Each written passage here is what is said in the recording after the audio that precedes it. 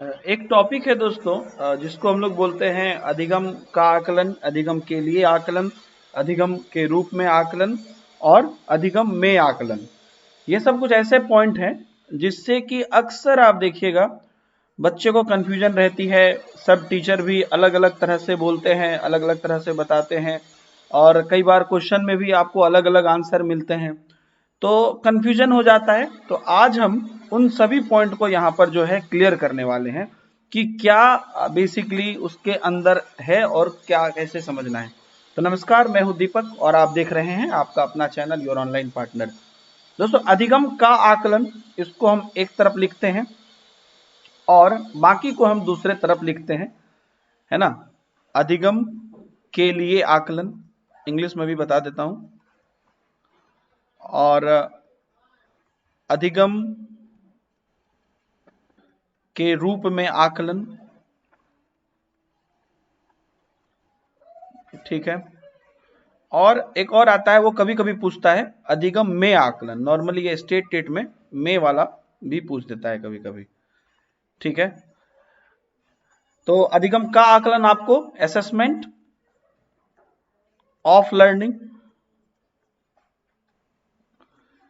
अधिगम के लिए आकलन हो गया आपका असेसमेंट फॉर लर्निंग, आप लोग समझ ही रहे हैं। ये हो गया आपका असेसमेंट एज लर्निंग,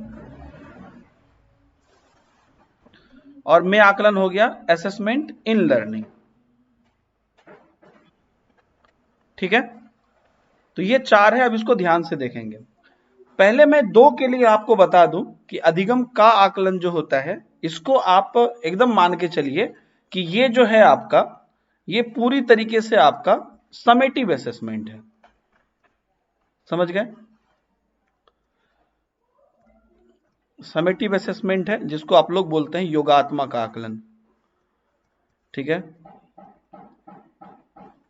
और जो असेसमेंट फॉर लर्निंग है, ये आपका फॉर्मेटिव असेसमेंट है। फॉर्मेटिव असेसमेंट जिसको हम लोग बोलते हैं रचनात्मक आकलन, ठीक है। इतना समझ गए? अब यहां पर जो आगे हम लोग सुनने वाले हैं, देखने वाले हैं, उसको ध्यान से देखिए। अधिगम का आकलन की जब हम लोग बात करेंगे तो ये कंप्लीटली जजमेंटल है।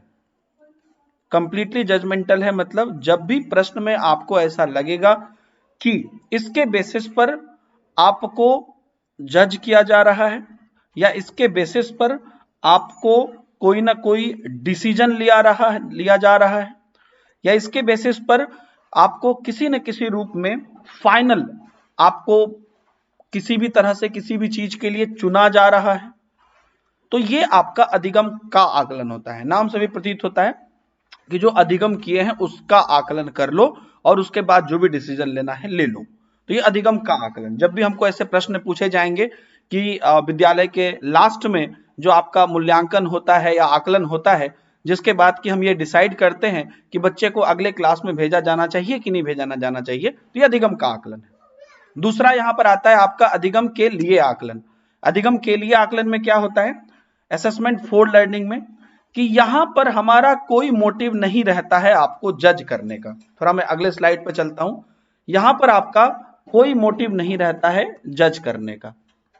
यहां पर जो होता है मेनली, यहां पर जो हम लोग देखते हैं असेसमेंट फॉर लर्निंग में, मेनली हम लोग यहां पर देखते हैं कि क्या उसमें इंप्रूवमेंट क्या हुआ है, ठीक है।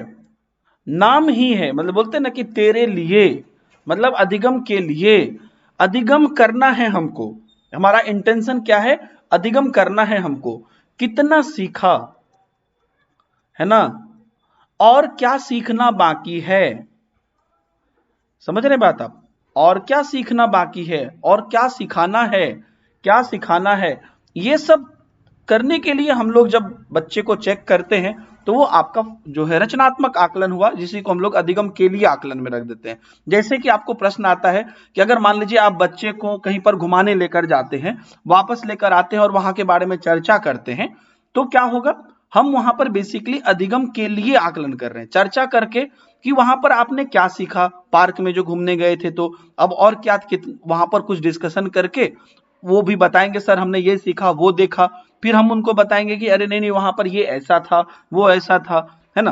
तो ये जो है अधिगम के लिए आंकड़ा, वो बोला कि सर वहां पर टाइगर था, तो हम बोलेंगे अरे नहीं नहीं वो तो स्टैच्यू था ना, वो असली टाइगर नहीं था। इससे क्या होगा, बच्चे का और अधिगम होगा। तो ये अधिगम के लिए आकलन हो गया, ठीक है। तो ये दोनों तो आपको क्लियर है। मेन प्रॉब्लम आ जाती है बच्चों में जब आता है अधिगम के रूप में आकलन। बच्चे बोलते हैं कि सर पता नहीं चल पाता है कि हम कब अधिगम के लिए आकलन लगाएंगे और कब अधिगम के रूप में आकलन लगाएंगे।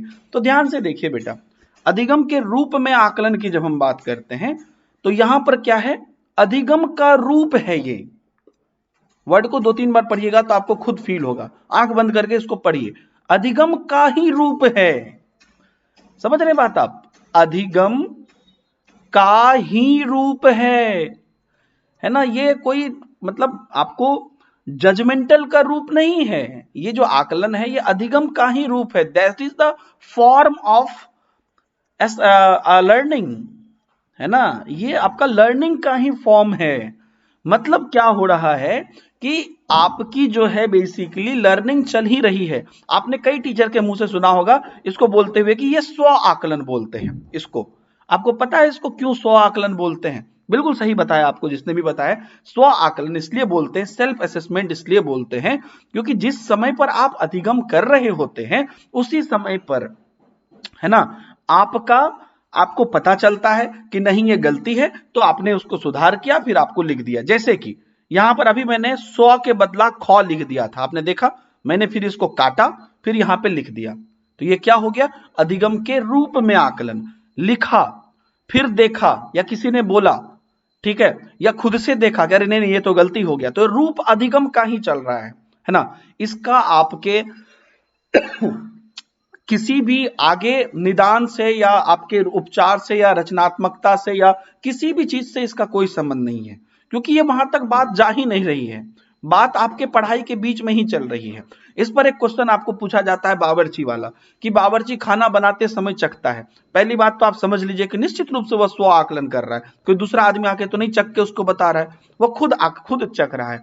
और अभी खाना तो नहीं बना है, अगर खाना बन जाता फिर चखता, फिर अफसोस करता कि भाई नमक कम हो गया, अब अगले दिन ज्यादा देंगे, तब वह जो है हम बोलते कि अधिगम के लिए आकलन किया।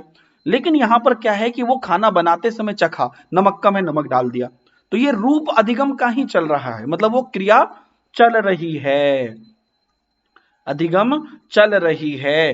तो इसलिए जो चल रही है तो जो कर रहा है वही करेगा ना, ऑब्वियस सी बात है। मान लीजिए पढ़ाई मेरी चल रही है, तो हम अगर कुछ गलती हुआ फिर हम उसको दोबारा देखते हैं तो हमारा अधिगम चल ही रहा है, तो इसलिए अधिगम के रूप में आकलन बोलते हैं। अब एक और आता है अधिगम में आकलन।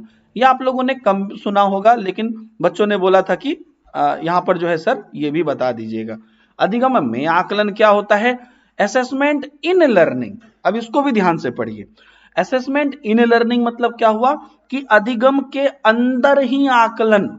ये आपका जो है अधिगम के रूप में आकलन से भी बहुत ज्यादा माइन्यूट लेवल पे, अंदर लेवल पर होते रहता है। अगर मैं इसमें आपको ये बताऊं कि ये करना नहीं पड़ता है, ये करना नहीं पड़ता है, यह होते रहता है, तो इसमें बुरा नहीं होगा, है ना। जैसे एटलीस्ट यहां पर आपने चखा तो, लेकिन यहां पर वो ऑटोमेटिक आपका जो है प्रोसेस है ना, अधिगम में आकलन हो रहा है। आप समझ रहे हैं कि कोई चीज चल रही है और बैकग्राउंड में वो हो रहा है। बहुत सारा सिस्टम नहीं होता है कि आप बोलते हैं कि भैया ऑटोमेटिक चल रहा है वो, है ना, यहाँ पे रिकॉर्ड भी हो रही है, सेव भी हो रहा है, तो वो क्या है, वो दोनों प्रोसेस साथ में चल रही है। उसी प्रकार से जो जो आप पढ़ते जाते हैं, जैसे अभी आप मेरी क्लास कर रहे हैं, तो आप ना चाहते हुए भी इंप्रूव कर रहे हैं, ना चाहते हुए भी अपने पूर्व ज्ञान से जोड़ के इसको आगे बढ़ा रहे हैं, कर रहे हैं कि नहीं कर रहे हैं। तो ये अधिगम में आकलन है। इसको नाम देने की भी जरूरत नहीं है। कहते हैं इस प्यार को मैं क्या नाम दूं, कोई नाम मत दो, क्योंकि ये जो है इसको एक बेनाम बादशाह है, ये ऑटोमेटिक चलते रहते, इसको आप ना तो रोक सकते हैं ना तो बढ़ा सकते हैं, ये अधिगम के अंदर है। ऑब्वियसली अभी मान लीजिए आज से पहले आपने ये कहीं पे कुछ पढ़ा होगा और मैं अभी आपको पढ़ा रहा हूं, आपके दिमाग में संघर्ष चल रहा होगा, अच्छा वहां, अच्छा यहाँ, वहां ऐसा, यहाँ ऐसा, तो ये जो चल रहा है ना आपके अंदर में अभी, ये ऑटोमेटिकली अधिगम में आकलन है। इसलिए बेटा मैंने यहाँ पर जो है, यहाँ पर इसको एक तरफ रखा, क्योंकि ये जो है जजमेंटल है, ये अधिगम के लिए आकलन या आपके इंप्रूवमेंट के लिए ही करता है, लेकिन कोई दूसरा करता है, या आप भी खुद भी कर सकते हैं। और उसके थोड़ा सा और अंदर जाएंगे तो ये वाला आएगा अधिगम के रूप में आकलन, जहां पर कि अब आप खुद नॉर्मली करते हैं इसमें, क्योंकि इसका अधिगम का ही ये रूप है, असेसमेंट का ही रूप है ये, तो ये आप खुद ही करेंगे, राइट। नॉर्मली आप खुद ही करेंगे क्योंकि अधिगम तो चल ही रहा है और आप ही हैं वहां पे, और वो बेसिकली आप उसी टाइम पे उसको इंप्रूवमेंट कर लेते हैं। और अधिगम में आकलन में तो आपको पता भी नहीं चलता इंप्रूव, तो ये इसके और भी ज्यादा अंदर हो गया, समझ रहे बात। अब इसलिए मैंने इसको एक तरफ रखा, इन तीनों को एक तरफ रखा। और एक चीज हमेशा ध्यान रखिएगा कि जब भी आपको यहां पर अधिगम का आकलन देगा या इन तीनों को में से कोई को देगा, तो आप ये डिफरेंस जरूर पता रखिएगा, दिमाग में रखिएगा कि भैया ये जजमेंटल होता है, ये सब जजमेंटल नहीं होता है। एक और पते की बात बताऊं, एक्चुअल में हर चीजें आपस में लिंक होती हैं।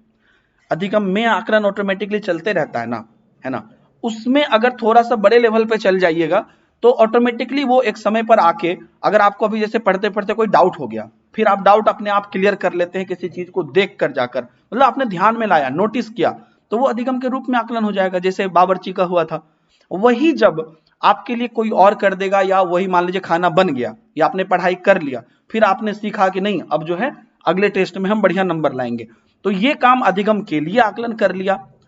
और ध्यान से सुनिएगा, अधिगम के लिए आकलन जब आप करते हैं, अगर इसी पर हम आपको जज कर दें तो वो अधिगम का आकलन बन जाएगा।